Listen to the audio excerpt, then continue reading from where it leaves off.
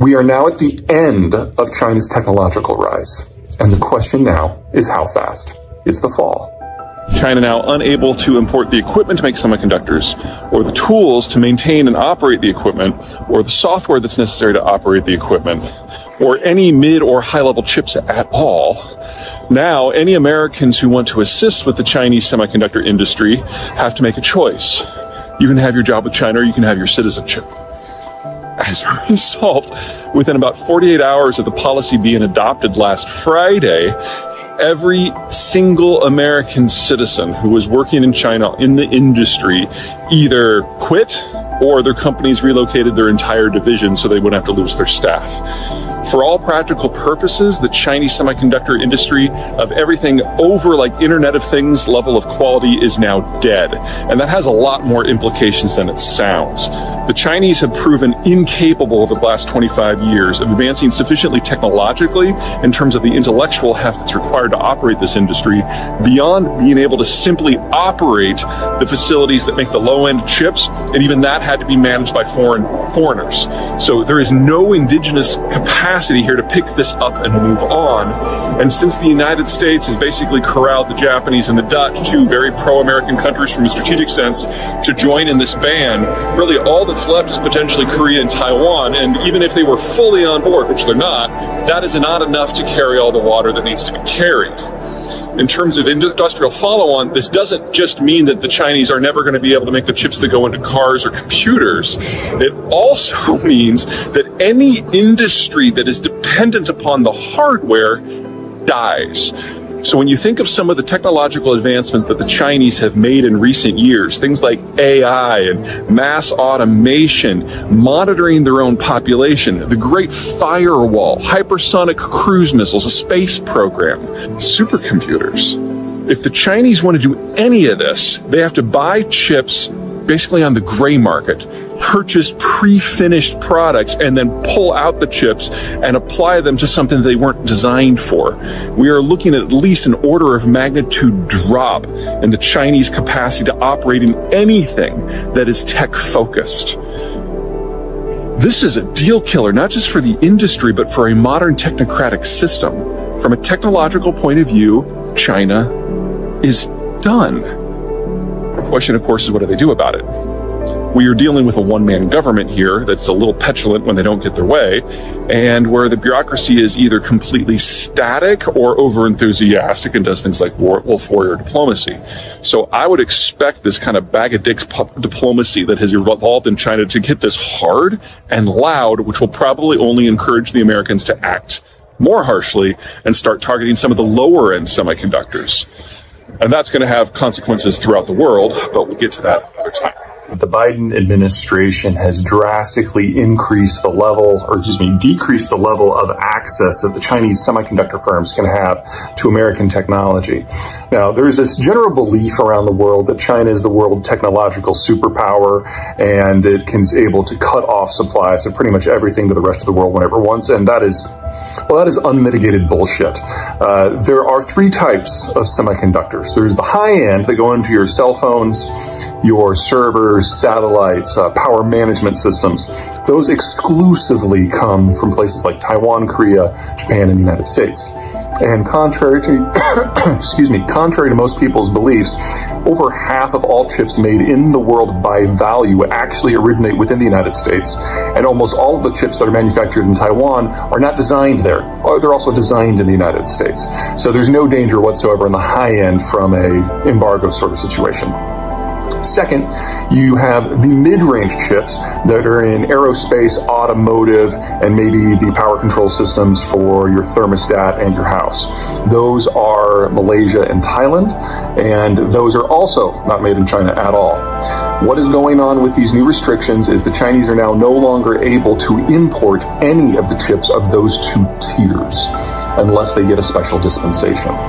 The third type of chips is your Internet of Things. Not your smartwatch, your dumb watch, like your little digital Casio watch, if you remember those.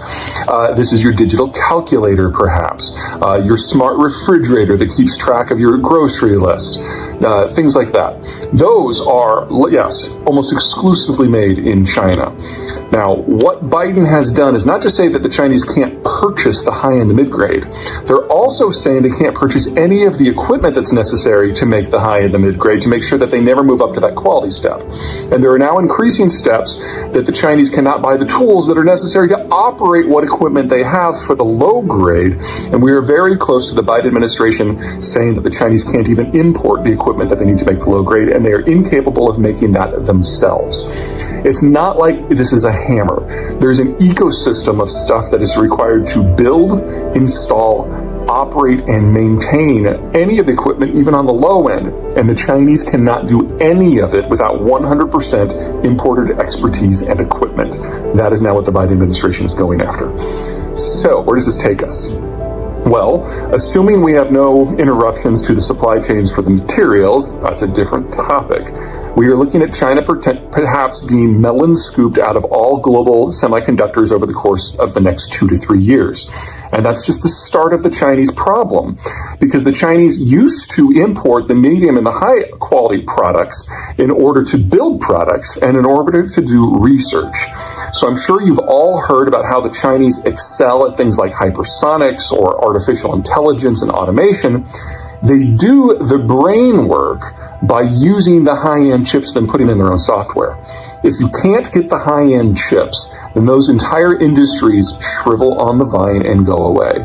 So more than anything that has happened in the world at this point, this new step of restrictions threaten to throw the Chinese into a technological winter, and any concerns you have about China in its rise can be killed just by that. And that's before you consider energy, or food, or political dysfunction, or the Ukraine war, or demographics, all of which are capable of killing China without any help from the others.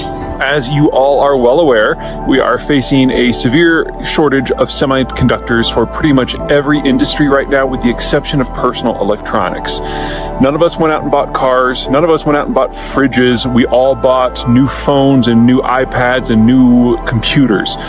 So all of the semiconductor fabs around the world retooled to maximize their output for those particular product classes. And now we need to retool back for everything else that we use semiconductors for, which is pretty much everything. The industry that is hit the most by this is automotive. There's on average over $1,000 worth of microchips in every car, and the more advanced the car, the more you got.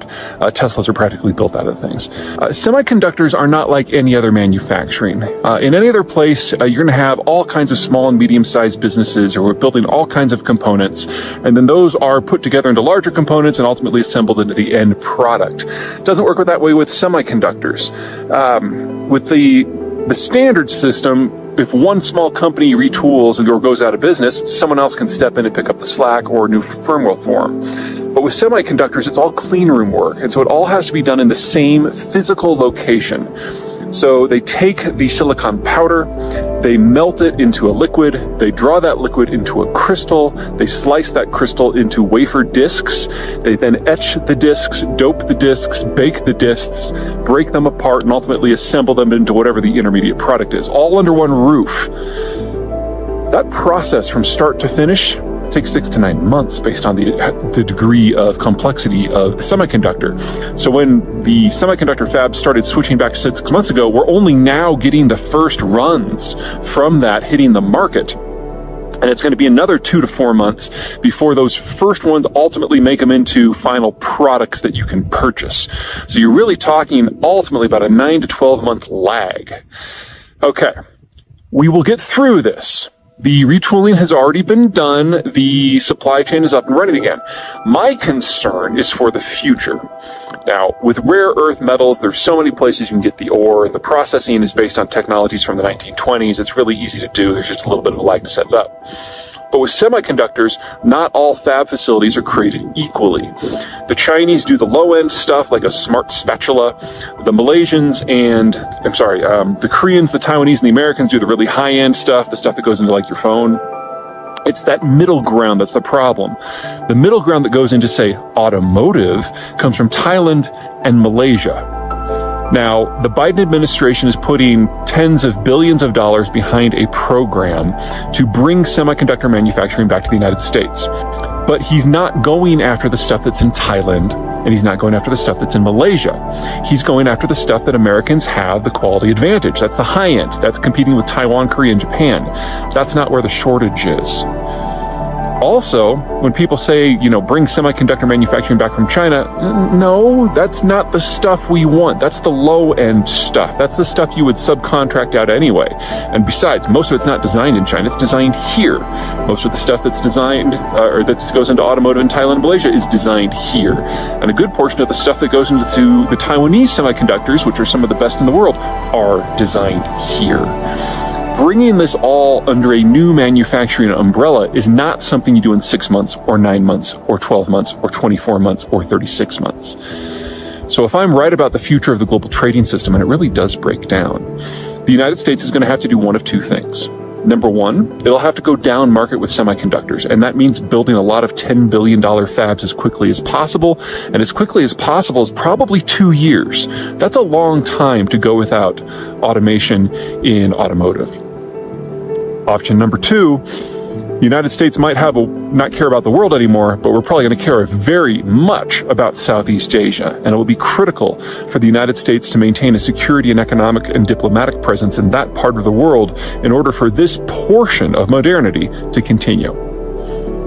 That's a hard call for a country that is turning sharply isolationist more by the day.